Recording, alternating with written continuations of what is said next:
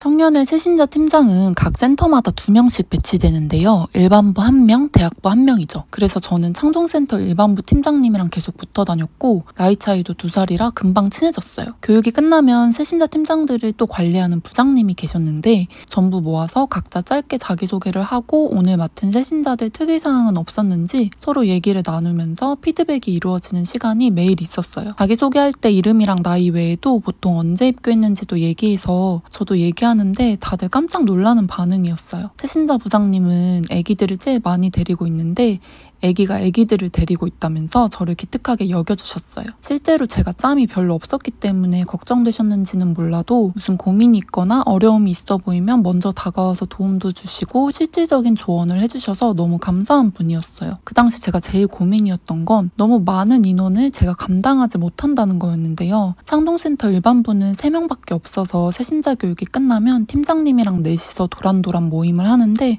아주 평화로운 분위기였어요. 반면 저는 10명이라 제 말에 집중시키는데도 힘들었고 다들 성격이 제각각이고 한 명이서 말 한마디만 해도 10마디라 그날 제가 전하고 싶은 핵심이 전달이 안 되는 경우도 있었어요. 그리고 모임을 진행하고 계속 아이들과 어울리다 보니까 자기들끼리 은근히 서로 무시하거나 싫어하는 조합이 있더라고요. 저는 바로 일반부 팀장님한테 조언을 구했죠. 그 일반부 새신자 팀장님은 학생회 출신이라 저보다 오래되었고 짬바가 있으니까 노하우가 있을 거라고 생각했어요. 하지만 별다른 소득이 없어서 저는 저만의 방식을 찾기 시작했어요. 창동센터 대학부 새신자가 제일 많았지만 그 기수에 노원센터 일반부가 7명 정도 됐는데 분위기가 좋아 보여서 새신자 팀장끼리 회의가 끝나고 그분한테 접근해서 노원은 인원이 많은데 분위기가 참 좋아 보인다고 먼저 플러팅을 날렸죠. 근데 제 말을 분명히 들었는데 그분은 저를 한번 쳐다보시더니 말을 씹고 그냥 가셨어요. 저는 살짝 무안했죠. 그리고 속으로 내가 무슨 말 실수를 했나? 너무 나댔나? 하면서 앞으로 그러지 말아야겠다 생각하고 그냥 넘겼습니다. 그래도 저랑 새신자들은 금방 친해졌고 저는 목소리도 크게 내고 일부러 엄한 척을 하면서 좀 우위를 잡으려고 했어요. 근데 뭐 애들은 이미 제 성격을 파악해서 그런 저를 재밌어 했죠. 근데 그러다가 애들이 이제 드디어 정신을 차린 계기가 하루는 지파의 섭외부장이 와서 개종교육 대비 대응하는 법을 가르치는 교육이 있었는데 2단 상담소라는 곳이 있는데 강제 개종교육을 시키기도 한다. 대한민국은 종교의 자유가 있는데 이들은 우리가 신천지를 믿는다는 이유로 우리 부모님들의 돈을 뺏기 위해 2단 상담과 강제 개종교육을 하고 그러면 우리의 영혼은 죽게 된다는 내용이었어요. 근데 제가 새신자 교육을 받을 때와는 달리 실제로 무슨 녹취 같은 걸 추가해서 들려줬는데 지금 생각해보면 도청을 한 건지 자기들이 만든 건지 몰라도 아무것도 모르는 새신자들 입장에서 듣기에는 좀 심각했나 봐요. 어떤 사람들은 무섭고 슬프다고 우는 사람들도 많았어요. 그 교육을 계기로 활달하고 장난기 많던 애들이 이제 진짜로 자기들이 어디에 왔는지 실감이 났는지 제 말을 진지하게 듣고 순두부 언니랑 아지마저도 모처럼 자신의 느낀 점을 말했어요. 당시 충성 맹도였던 저도 그 교육 내용을 믿고 있었기 때문에 우리는 더욱 조심해야 한다면서 서로 기도해주고 돈독해졌어요. 그 교육이 끝나고 새신자 팀장들 회의에서 부장님은 특히 대학부를 걱정하시면서 핍박자 현황이 어떻게 되는지 조사했고 저는 제 순서가 됐을 때 순두부 언니 케이스를 말하면서 그리 위험한 상황은 아니라고 하는데 제 말을 끊고 노원 팀장님이 자기네는 급박한 상황이 많다면서 무려 3명이 위험자라고 얘기를 하기 시작했어요. 그때 제 말을 무시했던 그 일반부 팀장님이었죠. 저는 좀 머쓱했지만 얘기를 듣다 보니까 부모님한테 들켜서 트러블 있는 사람들이 있어서 저도 그 이야기에 걱정이 됐죠. 부장님은 피드백을 해주고 바로 섭외부랑 연결을 했어요. 저는 그 사이에 너무 힘드시겠다며 어떡하냐고 또 한 번 더 친해지려고 그 노원 팀장님한테 말을 건넸어요. 근데 제 말을 못 들은 척 또 투명인간 취급을 하시는 거예요. 그때 저는 이 사람이 일부러 그러는구나, 나를 싫어하는구나 이 생각을 하면서 저는 친해지고 싶고 돕고 싶었던 건데 왜 그러시는 걸까 생각했어요. 지금은 저도 제가 관심 없는 사람이 저를 싫어하면 신경도 안 쓰는데 그때는 누가 저를 싫어하면 어떻게든 저를 좋아하게 만들고 싶었어요. 진짜 성격 이상하죠.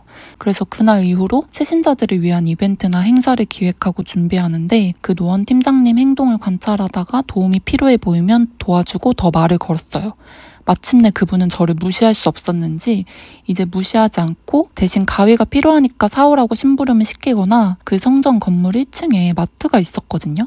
거기서 사면 되는 게 있는데 굳이 15분 거리에 있는 문구점에 가서 사와라 해서 사왔는데 제가 영수증을 빼먹은 거예요. 땀 흘리면서 갔다 왔는데 영수증을 왜 빼먹었냐고 짜증을 내면서 다시 갔다 오라고 똥개 훈련을 시키기도 했어요. 다른 팀장님들은 그 사실을 알면서도 못 본 척했죠. 뭐 종이를 자르고 붙이고 색칠하고 그런 일들이 많았는데요. 그분은 제가 조금이라도 실수를 하면 지금 뭐 하는 거냐고 갑자기 저를 따로 불러내시더니 구역원만 신경 쓰지 말고 다른 일도 좀 집중해서 똑바로 하라고 쏘아붙였어요. 지금 생각해보면 그때 계속 당하고 있던 저 자신에게 화가 나는데요. 저는 그날 이후로 그 사람이 저를 미워하지 않게 만들어야지 했던 마음을 접었습니다. 왜냐면 그분의 괴롭힘도 이제 선을 넘었다고 생각한 것도 있지만 저에게 더 큰 일이 생겼기 때문이에요. 교육을 잘 듣던 아지가 결국 오전에 오기로 한 시간에 오지 않아서 전화를 했는데 다 씹어서 저는 급하게 창동센터 전도사님한테 연락해서 아지가 일하는 편의점 주소를 알아내서 찾아가기로 했어요. 가기 전에 문자로 편의점 찾아갈 거라고 보냈더니 아지한테 미안하다고 저녁에 갈 거니까 찾아오지 말라고 했어요. 솔직히 믿고 싶은데 못 믿겠다고 그냥 알바 갈 거 아니냐고 했더니 전화가 와서 자기가 몸이 아파서 오전에 못 나갔다고 편의점 사장님한테도 연락해서 오늘 몸이 안 좋아서 못 나갈 것 같다고 말했으니까 이따 저녁에 나간다고 했어요. 저는 아지 목소리를 듣고 그때서야 너무 미안했죠.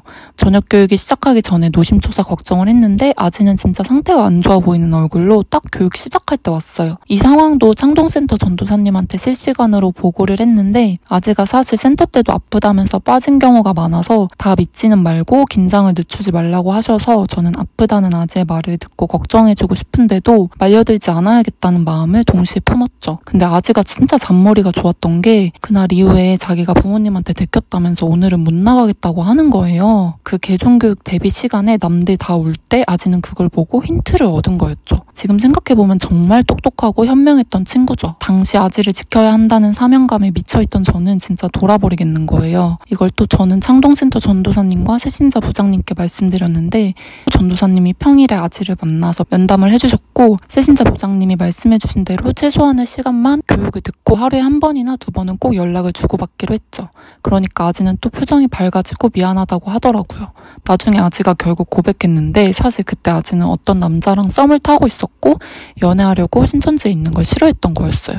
그런 내용을 새신자 팀장 회의 시간에 팀장님들하고 다 얘기하면서 어떻게 개선하면 좋을지 피드백을 주고받는데 또 저를 괴롭혔던 그 노원 팀장은 제가 아지 이야기를 하면서 표정을 봤는데 진짜 거짓말 아니고 저를 보면서 웃고 있더라고요. 지금 생각해보면 그냥 소시오패스였던 것 같아요. 무튼 그래도 새신자 교육은 거의 끝이 났고 그 시기에 대학부는 대대적으로 구역 개편을 앞두고 있어서 제가 이제 처음 구역장이 되는 거기 때문에 상태가 좋은 아이들만 데려가는 게 좋다면서 순두부 언니는 많이 좋아졌으니까 데리고 가고 아지는 다른 구역에 보내자고 했어요. 저는 절대 안 된다고 했는데 고집 부리지 말라고 하셨죠. 그러면 안 됐는데 저는 너무 다급해서 창동센터 전도사님께 또 연락을 해서 구역장님 연락처를 알려드렸고 결국 아지를 데리고 올 수 있었어요. 결과적으로 개편 후에 제 구역원은 8명이 되었죠. 제가 다른 구역원들을 편애한다고 생각했던 노랑이는 다른 구역에 갔고 다른 구역원들이 싫다고 평소 자기 인도자랑 같은 구역이 되고 싶어 했던 초롱이와는 또 헤어지게 된 거였어요. 그래서 순두부 언니, 빨강 언니, 주황 언니, 파랑이, 남색이, 보라, 아지, 양이 이렇게 최종적으로 제가 맡은 구역원들과 신천지에서 두 번째로 맡았던 사명인 구역장의 생활은 어땠을지 다음 에피소드에서 자세히 말씀드리겠습니다. 시청해주셔서 감사합니다.